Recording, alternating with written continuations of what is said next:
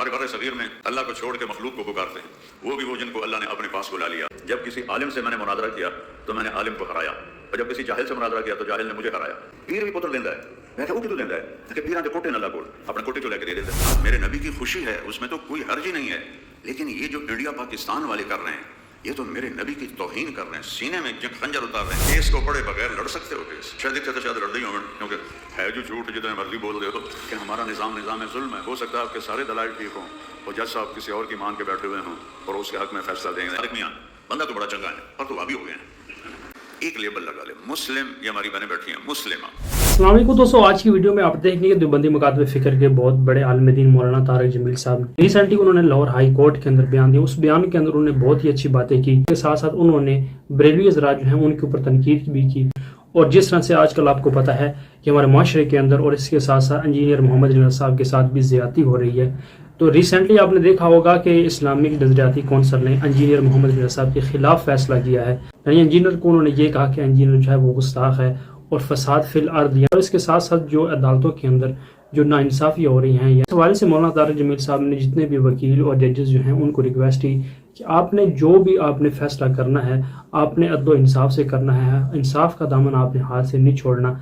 कल रोज़े क़यामत आपसे भी पूछा जाएगा। मौलाना तारिक जमील साहब का ये भी कहना है कि अल्लाह से डायरेक्ट मांगना चाहिए, अल्लाह के अलावा किसी और से नहीं मांगना चाहिए। यानी एक बंदा जो है वो इस दुनिया से चला गया है, अल्लाह ताला जो है वो ये फरमाता है कि नहनु अक़रबु इलैहि मिन हब्लिल वरीद, कि अल्लाह ताला जो है वो ये फरमा रहा है कि मैं तुम्हारी शारक से ज़्यादा करीब हूँ। अल्लाह ये फरमा रहा है कि मैं शारक से ज़्यादा करीब हूँ, मेरे से मांगो। तो बंदा जो है वो अल्लाह से नहीं मांगता, बजाय इसके कि वो बंदों से मांगना शुरू कर देता है। तो साथ ही उनका ये कहना था कि जो भी बंदा तौहीद की बात करता है तो उसको ये कह दिया जाता है कि ये देवबंदी है, ये वहाबी है। इस तरह की बातें जो है वो करने शुरू कर देते हैं लोग। तो बहुत ही हैरानी वाली बात, हमारे माशरे के अंदर भी इसी तरह से होता है। कोई भी बंदा हक की बात करता है, तौहीद का प्रचार करता है, बंदा कोई भी बंदा ये कहता है कि आपने अल्लाह से मांगना है, कब्र वालों से नहीं मांगना, बुजुर्गों से आपने नहीं मांगना, तो वो कहता है कि ये वहाबी हो गया, ये गुस्ताख हो गया। यानी ये है हमारे सब कॉन्टिनेंट का हाल, हमारे मुआशरे का हाल। तो इस वजह से दोस्तों बहुत ही अच्छा बयान दिया मौलाना तारिक जमील साहब ने। मैं चाहता हूँ वीडियो देखिए, उसके बाद हम बात करते हैं। ऊपर से वकील का लेबल हटा दे, एक लेबल लगा ले, मुस्लिम, ये हमारी बहनें बैठी हैं मुस्लिमा।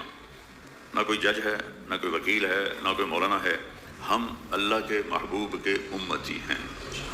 ये उम्मत होना कितनी बड़ी बात है। केस को पढ़े बगैर लड़ सकते हो केस, ज़मीन को तैयारी के बगैर हल ले सकते हैं। हमारे बर सगीर में अल्लाह को छोड़ के मखलूक को पुकारते हैं, वो भी वो जिनको अल्लाह ने अपने पास बुला लिया। मौत दे दी, जो पैदा हो, जो मर जाए, वो मेरी कैसे सुन सकता है? जो मौत से पाक, ज़माने से पाक, जगह से पाक, नींद से पाक, ऊँग से पाक, थकन से पाक, गफलत से पाक, ज़ौफ़ से पाक, हर वक्त मेरी सांसों में मेरे साथ सारे। मैं अकेला बोल रहा हूँ तो आप सुन रहे हैं, यहाँ दो हो जाएं कट्ठे तो आप कहेंगे मौलाना साहब एक बोलो कि तुसी खप पाई हुई है, और मेरा अल्लाह कहता है सारे दुनिया के जिंदा मुर्दा इकट्ठे होकर एक मैदान में मुझे पुकारो तो मैं तुम सब की पुकार अलग अलग सुनूंगा। और फिर सब की पुकार, तलम्बा हमारा होम टाउन है, 5000 साल पुराना छोटा सा शहर, 3 किलोमीटर पर मेरा गाँव है। मैं जा रहा था तो एक बरादरी का अपने बाग में बैठा हुआ था, उसका बाग सड़क के किनारे था। तो मैंने गाड़ी रोक ली, मैं क्या बाकी आ रहे थे मिलने दिल की तरह आंदा बहु बहु बहु मैंने आंदा तारिक मियाँ बंदा तो बड़ा चंगा है पर तो वाबी हो गए हैं। मैं क्या वाबी कौन होंगे कि जो पीर ना मनण? मैं तो पीर मने ना, पर मैं ये आना कि पीर अल्लाह के नेक बंदे नेकी की राह दसते हैं, पुत्र नहीं दे सकते, पुत्र अल्लाह देता है। क्या वेख ना की होता गल हो, पीर भी पुत्र देता है। मैं क्या वो कितों देता है कि पीर के कोटे न अल्लाह को अपने कोटे चो लैके दे देंगे। इमाम शाफी फरमाते थे जब किसी आलिम से मैंने मुनाजरा किया तो मैंने आलिम को हराया, और जब किसी जाहिल से मुनाजरा किया तो जाहिल ने मुझे हराया। इतनी बड़ी हस्ती और उनके नाम पे गाने, ढोल, औरतें नाच रही हैं। अभी मिलादुन नबी के नाम पर जो वाहियात काम हुए, लड़के लड़कियां नाच रहे हैं, इसको मिलादुन नबी कहते हैं। मैं दुनिया फिरा हूँ, मैंने मिलाद देखी है, मिलाद मेरे नबी की खुशी है, उसमें तो कोई हर्ज ही नहीं है। लेकिन ये जो इंडिया पाकिस्तान वाले कर रहे हैं, ये तो मेरे नबी की तौहीन कर रहे हैं, सीने में खंजर उतार रहे हैं। वो बना रहे हैं हैप्पी बर्थडे टू यू या रसूल अल्लाह। वो पागलो ना मुरादो, वो ईसाइयां दियां रस्मां मेरे नबी से फिट कर रहे हो। इतनी जहालत, इतनी जहालत। मकाम अदब कि मेराज पे बुलाया जाए, अल्लाह के बाद कोई है तो वो अल्लाह का हबीब है। اللہ کے بعد کسی کا مقام ہے تو اللہ کے حبیب کا ہے، وہ صرف ربیع الاول کے لیے ہے۔ اپنی وکالت کو، اپنی زندگی کو، اپنے طور و اطوار کو پر محمدی مہر لگاؤ۔ اگر محمدی مہر نہیں ہے تو پھینک دیا جائے گا۔ ابو لہب میرے عزیزوں، میرے بھائیوں بہنوں، یہ زندگی امتحان اور پیپر ہے۔ اپنے محبوب کی زندگی ڈھونڈو اور اپناؤ۔ آپ کے دلائل صحیح ہوں، آپ کے حق میں فیصلہ ہو جاتا ہے۔ لیکن ہمارا نظام ظلم ہے۔ ہو سکتا ہے آپ کے سارے دلائل ٹھیک ہوں اور جج صاحب کسی اور کی مان کے بیٹھے ہوئے ہوں اور اس کے حق میں فیصلہ دیں گے۔ یہ بات میری یاد رکھنا، قوموں کی تباہی معیشت کی کمی سے نہیں ہوتی، اللہ کی قسم، قرآن کی گواہی ہے۔ کوئی قوم اس لیے نہیں ہلاک ہوئی کہ پیسے کم ہو گئے تھے، مقروض ہو گئے تھے۔ جو قوم ہلاک ہوئی ہے ظلم پہ ہلاک ہوئی ہے، ظلم پہ ہلاک ہوئی ہے۔ مذہب کے نام پہ نفرتیں ہیں، ان کو محبت میں بدل دے۔ سیاست نفرت کی انتہا بن گئی ہے، ان میں محبت قائم فرما دے۔ ہمیں اہل، دیانتدار، سچے حکمران عطا فرما۔ ہماری عدالتوں میں انصاف کو زندہ فرما۔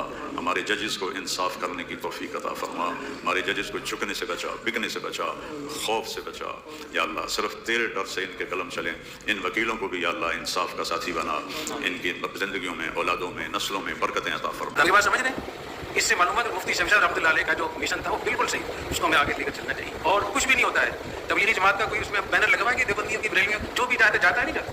اس سے معلوم ہوا کہ اس ٹائٹل کے بغیر بھی کام ہو سکتا ہے۔ بہت سارے جھگڑے لوگوں نے مناظرے کر کے کسی مسئلے میں غلو کر کے اس کو بنا لیا ہے ایمان کا مسئلہ، حالانکہ ایمان کا مسئلہ نہیں ہے۔ اور اس کے باوجود ایک نصاب ہونے کے بعد پھر بھی اختلاف ہوگا، لیکن وہ اختلاف علمی اختلاف ہو۔ وہ جو صحابہ کرام میں اختلاف تھا، مجتہدین میں اختلاف تھا، تبع تابعین میں تھا، وہ اختلاف رحمت ہے۔ حضرت عمر بن عبد العزیز رحمہ اللہ تعالیٰ، جو خلیفہ راشد بھی کہا گیا ہے، وہ فرماتے تھے کہ مجھے صحابہ کرام کے اتفاق سے اتنی خوشی نہیں ہوتی جتنی ان کے اختلاف سے خوشی ہوتی ہے۔ جب صحابہ کرام میں کوئی اختلاف ہو جاتا ہے تو آپشن ہمارے پاس زیادہ ہو جاتا ہے، اور یہ ضرورت ہے کہ ہمارے معاشرے کو آسانی ملے گی۔ یہ بھی کر سکتے ہیں، اگر یہ نہ ہو تو آپ یہ بھی کر سکتے ہیں۔ تو اس اختلاف کو تو انجوائے کرنا چاہیے تھا، ہم نے اسی کو لڑائی کا ذریعہ بنا لیا۔ جی دوستوں، آپ نے ویڈیو دیکھی، جس ویڈیو کے اندر مولانا طارق جمیل صاحب نے بہت ہی اچھا بیان دیا لاہور ہائی کورٹ کے اندر، جس طرح سے فرقہ پرست علماء جو اپنے آپ کو عاشق رسول سمجھتے ہیں اور یہ کہتے ہیں کہ ہم رسول صلی اللہ علیہ وسلم کے سچے عاشق ہیں اور ہم ہی دین کو پھیلا رہے ہیں، دوسرے جتنے بھی مکاتب فکر کے لوگ ہیں جو علماء ہیں وہ تو ہیں ہی گستاخ۔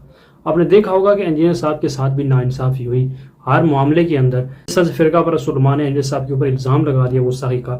3 MPO کے تحت انجینئر صاحب کو گرفتار کیا گیا اور ساتھ اس کے بعد ہی انجینئر صاحب کے اوپر 295C جو ہے وہ بھی کٹ گئی۔ ریسنٹلی آپ نے دیکھا ہوگا اسلامک نظریاتی کونسل نے بھی انجینئر محمد رضا صاحب کو گستاخ قرار دے دیا۔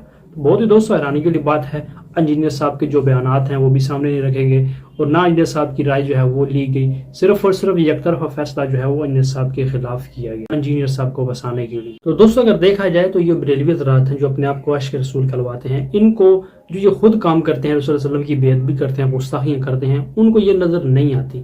صرف اور صرف ان کو یہ نظر آتا ہے کوئی بھی بندہ کسی بندے کے اوپر گستاخی کا الزام لگا کر اس کو کہنا ہے کہ یہ بندہ گستاخ ہے، اس کو صفحہ ہستی سے مٹا دیا جائے۔